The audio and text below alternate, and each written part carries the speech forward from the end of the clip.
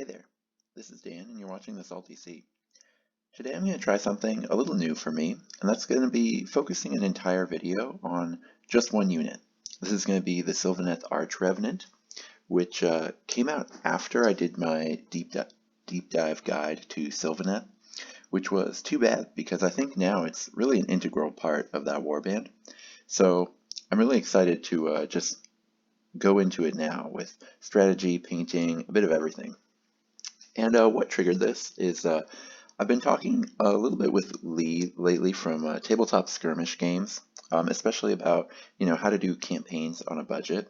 And he did a video recently. I'm going to link to it in the description below because it's a great video. But he highlighted the Sylvaneth Arch Revenant as his favorite unit in all of Sylvaneth, and I think I agree about it being my favorite as well. So on this slide here, he talked about the two abilities, which I think are really relevant. The double is kind of a standard quality double. You'll often want to use onslaught instead of it, but not always. Especially, sometimes before you do any attacking or moving to finish something off, you'll try this off to see if you can do it without having to waste an attack. And then the triple is just amazing. I know it's got only 3 inches instead of 6, which a lot of similar triple AoE buff abilities have, but the 10-inch range, and I'll get further into this later, but the 10-inch range just gives you so much flexibility with it. So him talking about it in his video really made me want to paint mine up. I've had one for a while because Sylvaneth are one of the few factions where I paint them sort of for fun even after I'm done with enough for a warband. I've got, sort of a growing forest of Sylvaneth here, and I even painted a non-Warcry eligible model with the Tree Lord.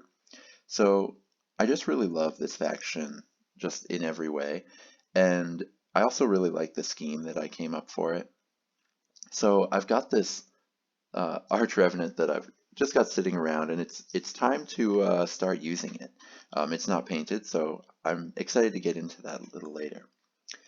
First, I just want to talk about using it in a campaign. So Lee came up with this 1400 point list that I love, which is just using the Arch Revenant, the Warcry Sylvaneth box, and then a box of Dryads for creating sort of a final campaign group. And I think this is exactly where I would go, building towards for 1400 points. For 1000, I think I would just drop the Greatbow Kurnoth Hunter and 2 of the Tree Revenants, and then that would be my sort of 1000 point match play warband, using sort of 2 melee Kurnoth Hunters, the Arch Revenant, and then sets of Spite Revenants and Dryads for their abilities. And the Arch Revenant really it's the straw that stirs the drink with Sylvaneth. It's sort of everything that they were missing before. I talked about this a little bit when I ranked it 8th in my top heavyweights in the game video, but the one thing they were really missing was a mobile hammer. And while the Arch Revenant isn't the hammeriest of hammer, it doesn't have sort of terrifying damage output. It has very solid output, and with Onslaught active can one-shot kill a chaff unit. But also it has this AoE buff. I mentioned it before, but the 3-inch range, the fact that it has this 2-inch spear gives it this incredible flexibility to place your bubble wherever you want, right? You can 10-inch fly somewhere, set up not actually all that close to the unit you want to attack, which gives you sort of a really great flexibility for where to put that 3-inch bubble while still making the unit effective. And so you can get a huge bunch of your units into the buff range, even though it's really small. One thing with it, you might want to just run it with all Spite Revenants. I do like having Dryads because of the move 5, but they do compete with the triple that's on the Arch Revenant. So that is something that's worth testing, though I do think that the Dryads going in a group and then the Hunters and Spite Revenants going in kind of their own group can sort of create these multiple different threat zones that your opponent has to worry about. You know, they won't know whether you're going to use the Dryad ability to sort of boost their attacks in a zone against one unit, or if you're going to use the Arch Revenant AoE buff ability. And so going into any battle round, they're going to have a lot of pressure to try to guess what you're going to do. And if they make any mistake at all, you can get a ton of value by choosing which one of those you're going to use. So even though they do compete for dice with each other, strategically you can still use them in the same warband. So let's get into painting this. So here's a picture of the Arch Revenant that I've had sitting on my shelf for, 6 months or so. Certainly one of the saddest of my pile of shame. You can see a Drycha Hamadreth in the background there too, which I really can't wait to get into in the future sometime, but equally shameful as the Arch Revenant. But we're at least going to fight the war against the Grey today. So I'll explain what it's looking like in this picture. I generally prime with gray sear, and then I underpaint it by just washing it in Nuln Oil and then dry brushing it white. Dana Howell and Vince Venturella have great underpainting tutorials. I'm a total noob with my painting, so I don't have an airbrush, so I just rattle can spray it and then dry brush it, strokes going top to bottom so that the white kind of simulates light. As far as sub-assemblies go, I kept the wings separate, and I'm really glad I did. Now that I've finished, I actually wish I'd done the helmet and hair separately, so that's just a tip for when you do your own. Put the horns on the helmet and the hair on the helmet, but I would suggest doing those separate. They're sort of highlights that I probably would have done on the body had it just been sort of easier to reach bare on its own, that I ended up not doing. I still think it works out fine, so don't feel sad if you've got one on your shelf that has everything attached, but just something I would change if I were doing this again. So the first thing I started with was just base coating all the organics, so the the grass skirt, the wood. For the wood, I just did 2 colors. So one is just a 50-50 glaze medium plus Vallejo yellow-green, and the other is glaze medium plus Beastie Brown and Charred Brown. I got the Vallejo game color set a while back, and the perfect wood temperature for brown kind of comes in halfway in between those two for me, at least in my opinion, so I like to mix them. I've got a couple Sylvaneth pieces where I just did Charred Brown, and it's kind of a very dark dreadwood type of flavor to the wood, and that wasn't quite what I was looking for. So then the great thing about Vallejo Glaze Medium, and you're going to see me talk about it a ton in this video, is it slows the dry time for these paints, and it just makes it really easy to blend them. And then it also it turns them into glazes, as it says, so that makes them kind of go more towards the recesses, which lets details pop out. And since I've underpainted as well, the recesses will be kind of darker, and the raised pieces will be a little brighter, a little whiter. And while some of the more advanced painters out there, like Squidmar has a great video on this, how there are times when just relying on the raised textures will cause you to actually paint light the wrong way. For the most part, especially for newer painters, it's a really great shorthand. So I would say Vallejo Glaze Medium is, once you're getting ready to branch out past just Citadel paints, Glaze Medium is absolutely one of the first products you should jump into. So I take those 2 colors that I make and I wet blend so that the limbs and the branches on the outside are just kind of greenish, still a little bit brown, and then the body is sort of this main brown, and I kind of blend them up in between. Then on the leaf skirt, I essentially do the same thing, just using Vallejo yellow-green up top and dark green on the bottom, and then just blending them. I did a kind of a sloppy job, but you can see, because this is going to go underneath a few other steps, you can see it kind of still works out great. And I do wonder, going back, if I maybe should have done the reverse and done kind of the grass green on the edge and the vibrant green on the top, but either way, I think I like the effect. So then going into step 2 is dry brushing, where I basically just ruin everything I just did.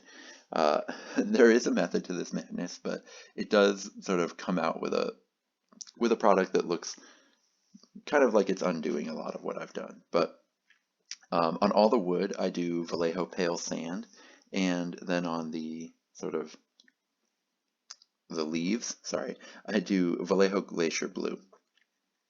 So I was hoping to, I always like doing off-whites. One of the things I learned from that Dana Howell and Vince Venturella set of videos I watched on this kind of stuff is that if you do straight white, the pigments are made out of a molecule that is very big, and so it actually kind of turns weird on a lot of models if you just use straight white. So that's why it's good to use off-white when you're doing these kind of later step dry brushes. So then I chose kind of a warmer off-white for the wood because I want wood to have that kind of warm, rich tone. And then for the leaves, I wanted the cooler tone for sort of a more refreshing type of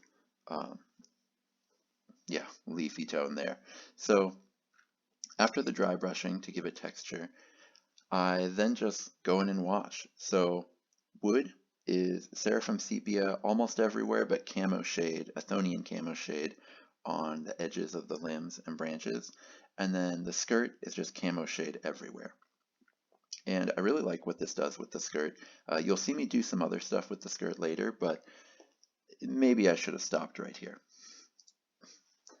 So then after that, I just base coated the Revenant, mixing Vallejo Hex Lichen with glaze medium and water. If I were going to do a do-over, not only would I sort of do the helmet separately, but I would actually do a little bit thinner mix of purple and then do a wash of Games Workshop Druchii Violet. I don't know how to pronounce Druchii, but either way, that's what I would do if I were doing this again. I would have it be thinner. That would show more of the underpainting I did, and then just give me a darker value in just the very deepest parts there. I also just washed the horns with Cassandora yellow. You can see it kind of in the background of the picture on the right. Then my step 5 was highlighting all that purple stuff. So I highlighted by mixing Glacier Blue into Hex Lichen. So the first thing I did was this, the bug. So don't be like me. Do multiple highlights in between purple and Glacier. So first, add a little Glacier Blue to your Lichen, and then add a little more for the next highlight and a little more. You can see here I did a little bit too much with just the Glacier Blue. It ends up working out all right though after I just shade the the top here of the shadows with Druchii Violet. You'll see in the later pictures that kind of covered up a lot of my mistakes, but here you can see it before I actually put the Druchii in. So this is what it looked like on the body. So the left is me learning a little bit of a lesson from the bug and doing one highlight of them mixed together 50-50. And then afterwards I did a Glacier Blue dry brush, which I did like the look of it, but I wish that I had done another step highlight before I went to the Glacier Blue. I think that could have looked really nice, and I think I'm going to try that when I do my Drycha. Finally, I washed the top of the horns with Agrek, so you can see from the left to the right how it just kind of created a richer color on the horns. And so now we're coming up on the home stretch here, where I'm finishing the skirt, and you'll see once again, essentially just dry brushing. None of the techniques I'm using here are really skill intensive at all. It's all just dry brushing, washes, underpainting, it's all just kind of noob painting and speed painting stuff that I'm doing, which, you know, some of the master painters watching this will be like, yeah, we can tell, it's terrible. But I do think that this is a really good lesson, especially for newer painters, where you can create something that looks really good with really simple techniques that anyone can do. And I hope if there's any one thing that people take away from this video, it's that anyone can get something that, you know, get a result they really love, even if they don't have sort of perfect brush control that you see in a lot of the master painter things. So with the leaf skirt, I did mixing Vallejo Goblin Green. I wanted a little bit of a brighter green texture than the yellow green, and then the dark green. I mixed them both with white, and then I just kind of dry brushed the bottom with the dark green, and then the top with the Goblin Green. And then in the center, I just kind of dry brushed with both of them, and just figured whoever wins, wins. So it did still come out with a gradient from the top to bottom, although it's much less pronounced than before. So that's why before I said you could debate if I should have stopped where I was before. This picture is where I was after I took the wood washes, so let's talk about that. The Cassandora yellow on the left here is perfect for putting on places on Sylvaneth where you want some warmth. So the chest, if like on dryads there's like a neck that you would have blood, which, you know, not necessarily like outside of the body, but where there's a lot of blood in a human body, you can have the wood be kind of warm there and it'll make it look a little more alive. Then I put Agrax Earthshade, sorry about that horrible typo there, anywhere where I want shadow, so on the back, which was going to be under the bug, or like any part that's facing down towards the ground. Then I put Athonian Camo Shade wherever I'm simulating new growth, so the edge of their limbs, like their hands, or the branches of the wooden parts. And then everywhere else I put Seraphim Sepia. So it ends up kind of this sort of hodgepodge of where I'm actually putting the washes. I'm just kind of slopping them here and there. But the end result is kind of wood that has sort of varying tones and textures everywhere, and I really love it. So then after that are just kind of the sort of basic finishing details. So I go and I paint the spear brown, I paint the random baubles and stuff silver. The only other thing is the leaves. I paint white, and then I glaze them with just 1 part dark green, 3 parts Vallejo glaze medium.